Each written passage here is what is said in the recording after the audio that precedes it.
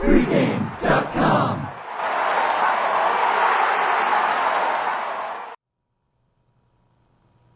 Chargers minus 3.5 at Chiefs. Monday Night Football. All right.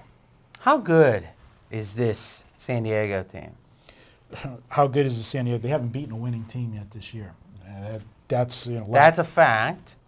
Well spoken. Everyone has been saying it. How good are they? Where do you rank them? I have them in probably like.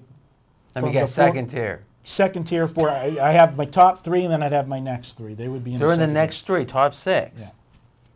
Wow. Okay, so. Just because the rest of the league's a little bit soft, And where's Kansas City? Because Kansas City, after a couple of those blowouts and the injuries, it was like suck for luck. Now all of a sudden, this is almost a field goal game on Monday Night Football. This is one of those. You remember that old TV show, Truth or Dare, and the guy will the real guy stand up? Who's the real football team? What year was that? Oh, that's way back. But who's the real football team here? Because everybody's talking now because San Diego lost last week in the Jets. This is the same old San Diego. Who has Kansas City beat? They've won 3 in a row, and they've looked impressive the last 3 weeks, but they beat Minnesota, Indianapolis. Those two teams have 1 win between them. And last week, they beat an Oakland Raider team that really lost the game on Wednesday last week. And the reason I say they lost it on Wednesday last week, the minute they told the press that they were thinking of starting Carson Palmer, they lost that game. They told their backup quarterback, you're not even good enough to start over a guy that hasn't taken a snap in over a year. And then they had to do an about-face. Fair enough. So it was a deceiving win or whatever you want to call it. All right, so I would tend to agree with you, but here's why I think, in fact, I know I'm leaning Kansas City. And you make a good case about the strength of opposition, and if you just see Oakland, and that's what's going to be dangerous. It's easy to remember now that Oakland has their backup quarterback, but 3-4 weeks from now, you're glancing at the schedule, you see a win over Oakland, maybe you don't remember.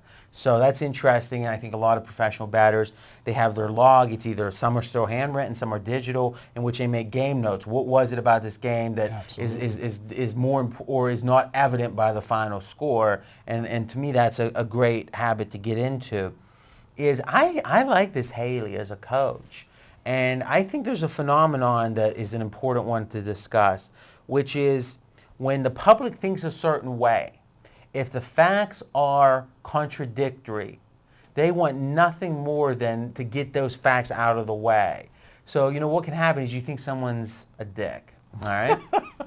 And he is nice to you 7 straight times, bringing you croissants and cannoli, maybe a coffee, calling you sir. I thought when you brought me that coffee, you really liked me. But this could be a good example. So, but the fact is, in your mind, you're thinking, he's a dick. And then one time he gets a call from his mom, he's pissed off, he walks and slams his door, and you go, look, I was right, he is a dick. See? And that's how people are with Kansas City. They didn't think they were any good last year, okay? But they made the playoffs. At some point, you've got to value a team that makes the playoffs. Now they end up getting blown out once or twice, and everyone's like, see, last year was a fluke. Now, the opposite ends up happening when people think a team's good. Look at the Eagles, all right? Is Eagles win one game, and all of a sudden, yep, they're back. So to me, I think that whenever you have a situation where the public really wants to believe something, they're going to go out of their way to believe it. Mm-hmm. I think the public wants to believe KC's a piece of crap, and I think they're a little bit better than people think. Yeah, the beauty of sports is that's a great analogy, and now people could start believing in Kansas City, and if they go out on Monday night and lay an egg, they can jump right back off that bandwagon and say, see, we were right again. I can promise you I'm not going to be able to influence the public too much. There might be, let's just say less than 1% are going to be influenced. Now, one other thing to bring out on this game, this is one of the second meetings. It's early in the season, but it's already a second meeting. These two have played already this season. And what do you take from that first game? Well, what I take from the first game is it was a close game. So the public's going to look and say, oh, they only lost by 3 at San Diego. Now they're getting 3.5 at home.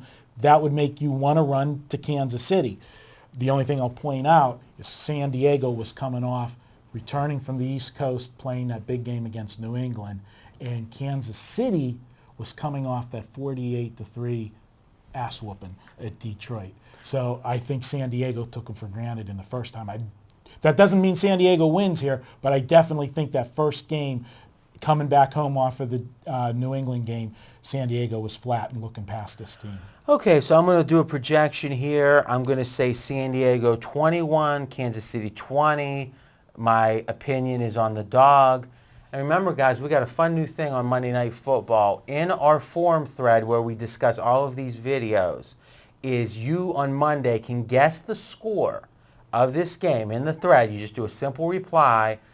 Get the score right, you win 100 pregame bucks to spend any way you want. This is a free roll. You can check that out at pregamevideos.com.